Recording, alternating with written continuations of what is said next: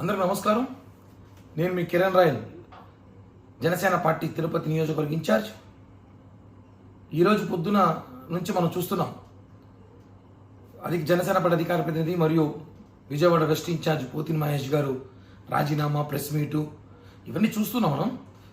Actually నేను press meet పెట్టాల్సిన దాని మీద నేను అందుబాటులో లేను, వేరే ఊర్లో ఉన్నా కాబట్టి వీడియో వచ్చేసి పంపించాల్సి వస్తుంది. కాబట్టి మిత్రులు, మీడియా వాళ్ళు, జన సైనికులు క్షమించాలి. ప్రెస్ మీట్ పెట్టినందుకు వీడియో ద్వారా అర్థం చేసుకోవాల్సింది కోరుకుంటూ, మహేష్ గారి 3 ప్రశ్నలు అడుగుతా. ఒకటి, 2019 మీకు సీట్ ఎక్క ముందు మీరు ఎక్కడున్నారు? మీరు 2016లో 17లో జనసేన పార్టీలోకి వచ్చారు. మీకు ఈరోజు జనసేన పార్టీ లేకపోతే మీకు ఇది చరిష్మైన క్రేజ్ వచ్చేదా? అసలు పవన్ కళ్యాణ్ గారు మీకు ఎంత ప్రియారిటీ ఇచ్చారు, ఎంత వాల్యూ ఇచ్చారు మీకు తెలుసు కదా. ఇవన్నీ కూడా మీరు ఎక్కడి నుంచి వచ్చింది? మీరు గతంలో రాజకీయ నేపథ్యం ఏమైనా ఉందా? గతంలో ఏం లేదు కదా. జనసేన పార్టీ మనందరికీ పునాదులు. మనకందరికీ జనసేన పార్టీ పవన్ కళ్యాణ్ గారు భిక్ష పెట్టారు. ఈరోజు మన పవన్ కళ్యాణ్ గారు ఏదో ఆయన వ్యూహాలు, ఆశయాలు ఉన్నాయి కాబట్టి అర్థం చేసుకొని పోవాలి.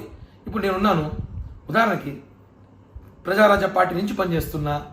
2014లో నుంచి జనసేన పార్టీ పెట్టిన రోజు నుంచి ఉన్నాను, మీకన్నా ముందు నుంచే ఉన్నా. నేను మొన్నటి ఇన్ఛార్జ్గా ఇచ్చారు, తిరుపతిలో పనిచేస్తున్నా. ఏదో సీట్ ఆశించా, రాలేదు. ఎవరు వైసీపీ అతను సీట్ ఇచ్చారు, దాని మీద నేను కొంచెం అలిగున్నా, నచ్చలేదు.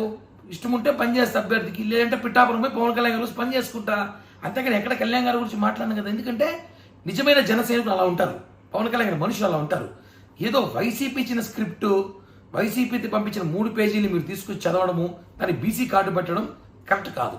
మీరు ఏ రోజు కూడా సరే, పోతిన మహేష్ ప్రెస్ మీట్లో ఇంతవరకు నాకు తెలిసి ఇన్ని ప్రెస్ మీట్లలో మీరు ఎప్పుడు కూడా పేజీలు చూసి ప్రెస్ మీట్లు పెట్టలేదు.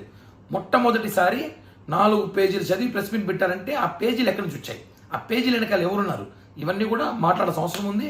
ఒకటే చెప్తున్నా, అన్నాలీజీ ఒకరిని తీసుకొని మీరు గృహప్రవేశం రా అంటే ఇప్పుడు అది సంబంధం కాదు కదా. ఆయన తీసుకొస్తారు, రాడు, ఆయన ఇష్టం అది.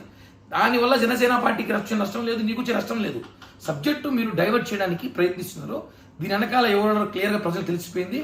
ఎందుకంటే మహేష్ గారు కూడా, నాకు ఆయన వ్యక్తిగత ఏం లేదు. నేను ఆయన కలిసి అనేక ప్రెస్ మీట్ వాళ్ళ ఆఫీస్లో పెట్టా. గత సంవత్సరంలో నాకు సహకరించాడు, పార్టీతోనే ఉన్నాడు, సహకరించాడు.